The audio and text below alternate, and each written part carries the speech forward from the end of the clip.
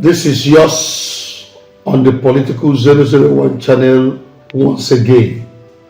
I come your way, dear Nigerians, at this very auspicious season in the political and economic history of this nation, when all the pre-election warnings are almost staring us in the face, when even the little warnings that some of us put out in the new year have almost all come to pass. Where are we now? Where are we going? The Obidient movement, going, and almost gone. Yes, that is the reality. But most of you may not know what is going on with Nigeria politically. The problem with Nigeria politically and economically is a failure of competent leadership. That is simple to know. There is no other explanation to it. And what is the way forward? What do we need to do? Is there any future for the Obidient movement? Looking at what has happened in Senegal, you would know that the Obidient movement was a movement that was going in the right direction. That was the way to go to make a political change through the ballot. Why didn't it succeed? Why didn't it thrive? Why didn't it get to the point at which Senegal is today, when the choice of the people, the choice of the youth, has been anointed president and crowned and is sitting in the Senegalese Dakar White House today? What happened? Why was the Obidient movement aborted? What were the shortfalls? Was it all about Mahmoud? Was it all about APC? Was it all about the rigging machinery? No. Anybody who goes to war must first count the cost of what the war may likely take. And when you come back, you also do a post-mortem of what likely happened, what is remaining, and what is the way forward. I don't think Peter Obi and the Obidient movement have done a proper, comprehensive post-mortem on why they couldn't get to Aso Rock, or why Peter Obi is not the one driving the economic policies of Nigeria today from the villa. It's obvious, most of his suggestions are what this government takes. But why is he not the one driving it? Because of one reason, just one reason. He did well, his movement did well in bringing out the votes, in sensitizing the masses to come out to vote. After Abiola's election, the botched election of Moshood Abiola and the Hope movement, never have Nigerians have been this enthusiastic over the presidential election and candidate. But what happened? It is one thing to bring out the votes, and it's another thing to also protect those votes. There was no robust, systemic plan to protect the votes. The Get Out the Votes campaign worked almost perfectly well, but the protection of the votes campaign was almost not there.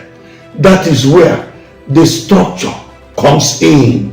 Structure is not just about having a vision of a political party, having people in the wards, in the AGAs, and in the state chapters.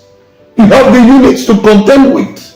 These units and the chapters at the local level, you must have human beings who are dedicated to that particular process, who also know the questions to ask the presiding officers, how to also circumvent any attempt by the presiding officers to try to manipulate the election. Were the Obidient movement agents trained? Did they even have enough agents? The polling units nationwide? I can tell you, in the 4,578 polling units in Imo State where I come from, and where I was during the elections, they didn't have agents in most of them.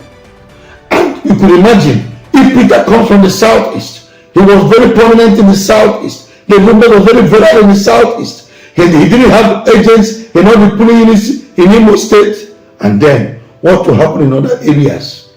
where the movement was truly organic, very organic, but the system, the structure, the intelligence that is needed to prevent his vote from being stolen and from those votes to count was not there. And what are they doing today? Have people not noticed that Peter Obi has lost grip in Labour Party? And what is he doing? I'm asking Peter Obi this question. You Obidient should ask him. What is he doing? Going to meetings in traditional titled palaces in some parts of Nigeria, especially in the north, seeking for political alliances. What is he doing with expired military generals who will never choose him? Even if he's the only person on the ballot, they will not choose him. What is he doing? Seeking alliances with them. What is he doing? Seeking alliances with the politicians that have put Nigeria in the situation where we are. What is he doing with them? They have derailed him. They have distracted him. And that is why he forgot that the most important thing in a political movement is always a platform. He forgot that he had become the face of Labour Party, and anybody who wants to derail his march or his relaunch of his campaign will simply attack the Labour Party platform. What has happened? Look at where we are today with the Labour Party conventions, the back and forth. What is Peter Obi waiting for? To galvanize Nigerians to form a federal political movement that will take this inept leadership and leaders out of power. Why is he seeking alliances where he will be crowded out, where he will be deceived again? Or doesn't he know that the time to form a new political movement devoid of the characters that have put Nigeria where we are today is running out? What is he waiting for? The hope of the season that can take Nigeria out of the quagmire, out of the doldrums, out of the holes of political ineptitude is almost fading away. Is almost fading away. Peter Obi and the Obedience and Nigerians at large learn from Senegal. Wake up. Wake up. The alliances that took place in Senegal are alliances that were well thought out because the citizens decided that this was the way to go. The corruption in Senegal is not 1/4 of what we have in Nigeria. The corrupt establishment in Nigeria will never, ever support Peter.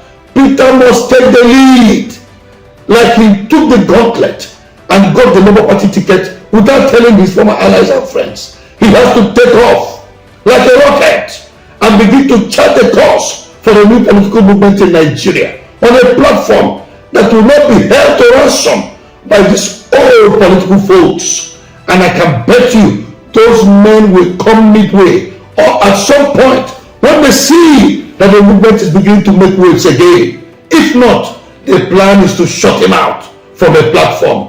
He must be wise. Nigerians must wake up. It's not about Peter Obi anymore. It's about our destinies. The markets we go to are not run by Peter Obi. The shops we go to are not run by Peter Obi. The gas stations we go to are not run by Peter Obi.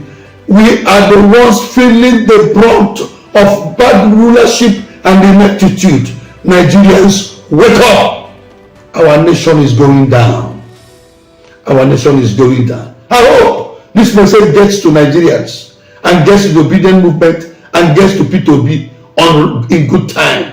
And they make the necessary changes. Peter Obi should get some intelligence from pragmatic politicians who have not tainted their hands with the old folks who have kept us bennett in political development.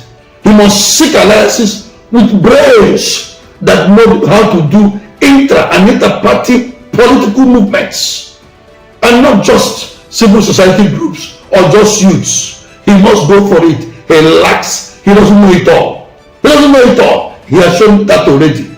I speak and I come in peace as a Nigerian concerned by the way Nigeria is heading. I hope and I pray that Nigeria survives.